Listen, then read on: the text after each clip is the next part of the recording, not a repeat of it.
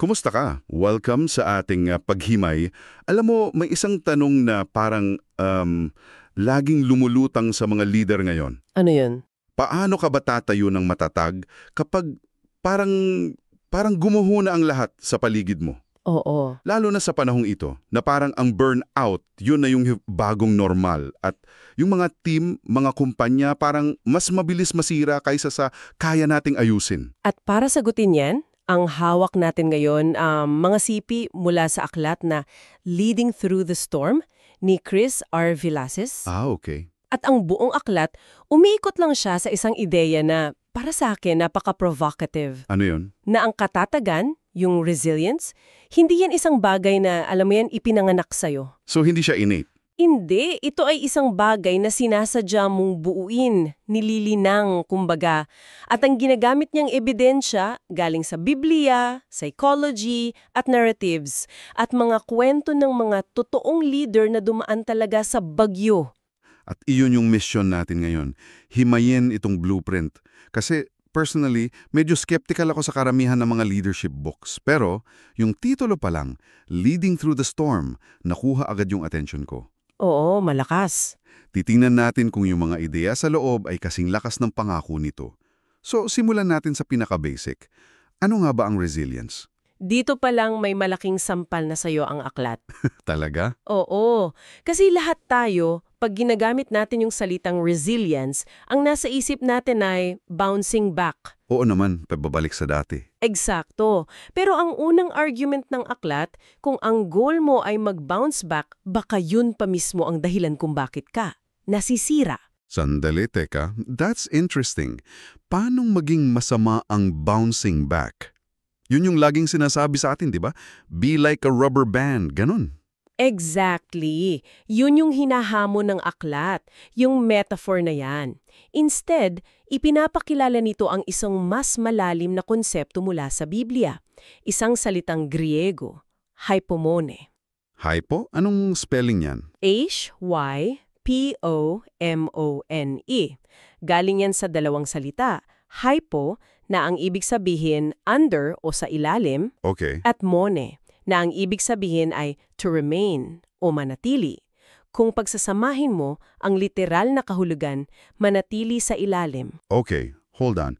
Kasi yung manatili sa ilalim, parang unpassive pakinggan. Oo, parang negative. Parang sinasabi mo na, tanggapin mo na lang yung paghihirap. Paano yan naiiba sa simpleng pagsuko? Magandang tanong yan. At dyan pumapasok yung analogy na ginagamit sa aklat. Isipin mo na isa kang weightlifter. Sige. May buhat kang 400 pounds. Ang goal mo ay hindi mag-bounce. Kapag nag-bounce ka sa ilalim ng ganyang kabigat na barbell, siguradong may mababali sa'yo. Oo, delikado yun. Ang layunin mo ay hypomone, yung kakayahang manatili sa ilalim ng bigat nang hindi bumabagsak. At mula sa posisyong yun, humanap ng lakas para itulak ito pataas. Gets. So it's not passive endurance, it's active resistance under pressure. Okay. Mayon mas malinaw. So hindi ka lang basta nagtitiis, isipin mo, you're the founder whose funding just got pulled. Grabe yun. Ang hypomone ay hindi yung pag-upo sa isang sulok at paghintay ng bagong investor. Ito yung pananatili sa ilalim ng pressure na yun at pagtanong, okay, without funding, ano pa yung kaya kong gawin? Sino pa yung kaya kong iserve? Tama. Hindi ka naghihintay na may mag-alis ng bigat, actively kang gumagalaw sa ilalim nito. Eksakto. Binabago nito ang pananaw mo mula sa pagiging biktima tungo sa pagiging isang ahente na nakaistasyon para sa isang misyon kahit gaano pa kabigat ang pasan. Hindi ka naghihintay na umupa yung bagyo, no? Natututo kang mamuno sa gitna nito. Powerful yung konsepto na yan pero I have to admit, it sounds incredibly hard. Paano mo to gagawin sa totoong buhay? Lalo na kapag nasa gitna ka na ng isang full-blown crisis. May binibigay bang practical playbook yung aklat? Oo, at dito nagiging napaka-practical ng aklat. Nagbibigay ito ng 2 case study mula sa Biblia na kumakatawan sa 2 magkaibang klase ng bagyo. Okay. Yung una ay para sa mga biglaang trahedya. Yung mga krisis na hindi mo talaga inaasahan. Tinatawag niya itong the Ziklag moment. Ziklag moment. Saan galing yan? Galing yan sa 1 Samuel 30. Ang kwento ay tungkol kay David, bago pa siya maging hari. So, umuwi siya at ang kanyang mga tauhan sa bayan nila, sa Ziklag. At ang nadatnan nila, abo.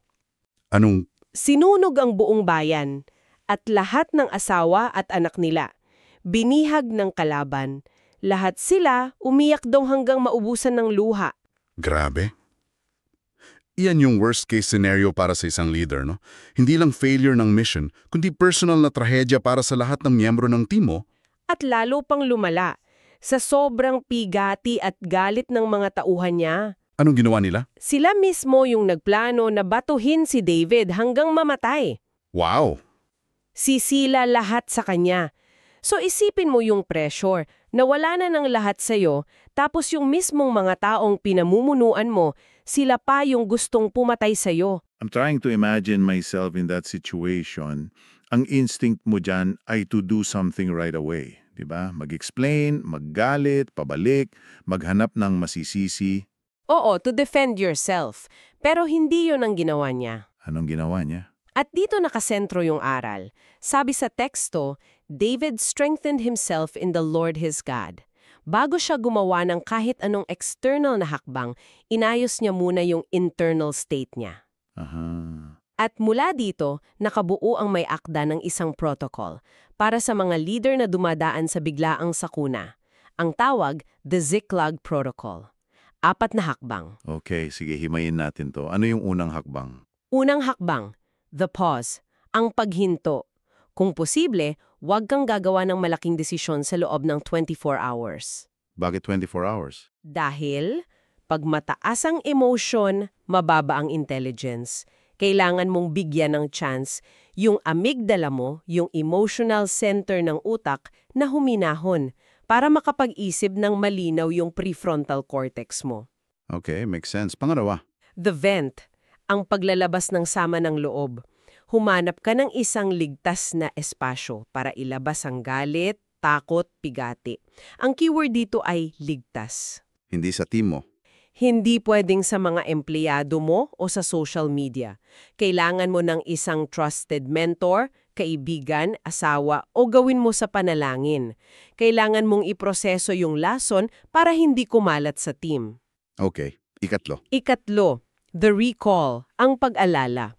Sa gitna ng gulo, pilitin mo yung sarili mong alalahanin at isulat ang 3 pagkakataon sa nakaraan kung saan ka iniligtas o tinulungan ng Diyos. Bakit ito mahalaga? Kasi nililipat nito yung focus mo mula sa bigat ng problema ngayon.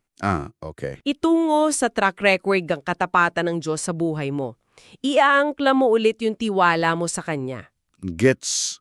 At yung panhuli? At pang-4, pagkatapos ng 3 yan, the inquiry, ang pagtatanong. Bago ka pa man gumawa ng bagong estratehiya o action plan, manalangin ka muna. Itanong mo, Diyos ko, ito ba ay oras para lumaban o oras para magtiis? Yung clarity na makukuha mo dyan, yun yung magiging pundasyon ng lahat ng susunod mong gagawin. So itong protocol na to, pause, vent, recall, inquire, parang sinasabi na bago mo pamunuan yung external na gulo, kailangan mo nang pamunuan yung internal mong mundo. Tumpak? Whether you interpret strengthened himself in the Lord theologically or psychologically as finding your core anchor, pareho lang yung prinsipyo. Oo. Pero kung ang ziglag moment ay tungkol sa biglaang kabiguan, yung pangalamang case study naman tungkol sa isang panganib na madalas nating hindi nakikita. Ano yon? Ang panganib ng tagumpay. Sandali, resilience. Pagkatapos ng tagumpay, akala ko yun yung time na pwede ka nang mag-relax. Akala nating lahat, pero ipinapakita ng aklat ang tinatawag niyang the Elijah Complex. Galing to sa kwento ni Propeta Elijah. Sa 1 Kings 18, kakatapos lang niya sa isang dambuhalang tagumpay. Yung sa Mount Carmel. Oo, siya lang mag-isa laban sa 450 na propeta ni Baal at nanalo siya. Isipin mo na lang yung adrenaline rush, di ba? Yung spiritual high. Parang yung feeling pagkapapos mong i-launch yung pinakamalaking project ng company at sobrang successful. You feel invincible. Eksakto.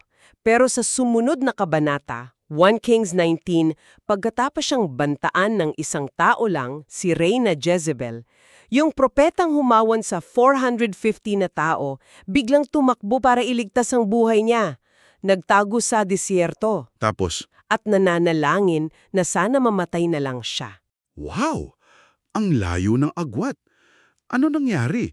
Nawalang ba siya bigla ng pananampalataya? Yan ang karaniwang interpretasyon. Pero ang sabi ng aklat, hindi lang yan. Ang mas malamang na dahilan, nawalan siya ng serotonin. So physiological. Naubos siya. Physically, emotionally, spiritually drained. Yung katawan niya, sumuko na. Itong Elijah Complex, makikita mo do sa modernong mundo. May technical term pa nga post-achievement depression. Oo, narinig ko na yan. Nangyari to sa mga Olympic athletes pagkatapos manalo ng gold o sa mga CEO pagkatapos ng successful IPO. Akala nila, aakyat sila sa bundok ng tagumpay, yun pala, may bangin sa kabilang side. So ang aral dito para sa mga leader, ang katatagan pala hindi lang usaping espiritual, usaping biological din. O, hindi mo pwedeng isakripisyo ang katawan mo, ang tulog mo, nutrisyon mo sa ngalan ng pagiging strong. Dahil yung pinakamalaking laban mo for burnout, baka dumating hindi pagkatapos ng failure kundi pagkatapos mismo ng pinakamalaki mong tagumpay. Tumpak! At ito ang nagdadala sa atin sa isang mas malaking issue. Lahat ng ito, ang hyponemia, ang siklag, ang Elijah Complex, tumuturo sila sa isang malaking balakid sa katatagan. At ano yun? Yung maling ideya natin ng kalakasan. Yung unspoken pressure sa mga leader na kailangan nilang maging perfecto. Hindi pwedeng magpakita ng kahinaan. Oo, na para silang mga estatwang gawa sa bakal. I know that feeling. Yung pakiramdam na kailangan mong maging rock para sa lahat. Yun. At ipinakikilala ng may akda ang isang malakas na konsepto na tinatawag niyang the idol of invulnerability. Itong idolo ng pagiging hindi tinatablan. Pero sinasalungat yan ng Biblia sa isang napakagandang analohiya. Ang analohiya ng jars of clay, mga banga na gawa sa luwad. Pamilyar yan. Sa 2 Corinthians. Oo, sinasabi ni Apostol Pablo na tayo ay parang mga jars of clay na naglalaman ng isang kayamanan, yung Ebanghelyo. Ang mahalagang detalye dito, sa panahon ng Romano, ang mga bangang ito hindi sila mamahalin. Hindi. Mura, marupok, madaling basagin, madaling palitan. Hindi sila pampalamuti. Kumbaga, sila yung Tupperware ng sinaunang panahon. So, hindi lang sila marupok, pangkaraniwan din. Obsolete. Replaceable. Bakit naman ilalagay ng Diyos yung pinakamahalagang kayamanan sa isang lalagyan na kaano-anong kadaling masira at napaka-ordinaryo? Para sa contrast. Contrast. Ang sabi ng aklat, kung nakikita ng mga tao ang pambihirang kapangyarihan ng Diyos na gumagalaw sa isang leader na aminadong may kahinaan, na basag, na hindi perpekto, walang duda kung kanino talaga nanggagaling ang kapangyarihan. Hindi sa leader. Kundi sa Diyos na nasa loob niya. Dito ngayon, lumilinaw yung pagkakaiba ng dalawang klase ng katatagan. Okay. Ang secular na katatagan, madalas ang sinasabi niyan ay, dadaginin ko ang aking kahinaan, I will overcome. Ang focus, nasa sariling lakas. Sariling galing. Oo. Samantalang ang Kristiyanong katatagan ay, nagsasabi, iho-host ko ang kapangyarihan ng Diyos sa gitna ng aking kahinaan. Alam mo, that's a tough pill to swallow for many leaders.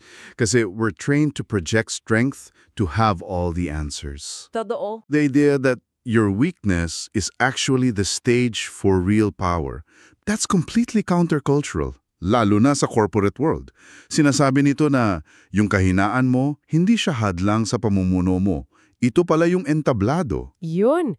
At kung hindi ka aasa sa sarili mong lakas, kung tatanggapin mong isa kang jar of clay, ano na lang ang kakapitan mo? Oo nga. Dito, pumapasok ang huling critical na asset ng isang matatag na leader, pag-asa. Pero yung salitang pag-asa o hope, minsan parang ang gaan pakinggan, no?